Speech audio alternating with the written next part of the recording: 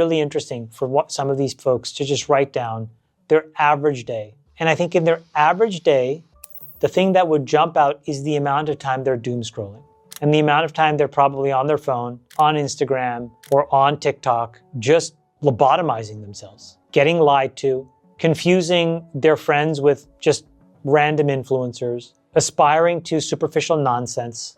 And then this doom loop starts where corrosively what's been incepted in your mind is that all of a sudden you're inadequate. And then when you give it space and you ruminate, that idea grows. And then what happens is you've end up unfulfilled, constantly ruminating. So I think if you wanted to just reset everything, one of the most basic things you could do is just delete these apps, take them completely off your phone. In fact, if you can afford it, buy a second phone, put those apps on that phone, put some control where you only get to use it for an hour a day, and put it in your room and don't take it with you. Don't take it to work, don't take it to the gym, don't take it anywhere.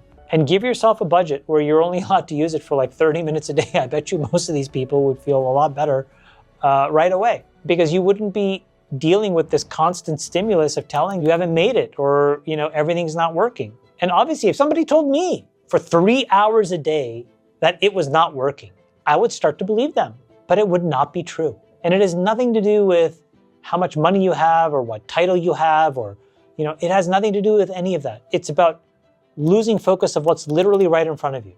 A lot of these people probably have really good parents, really good friends, some really good coworkers. They have really good habits some of the time.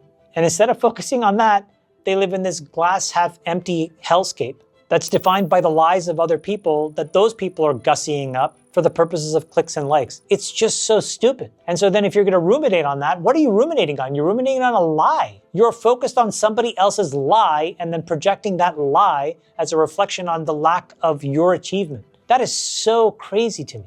So just delete the apps. Just start with that. What do you think you're really missing?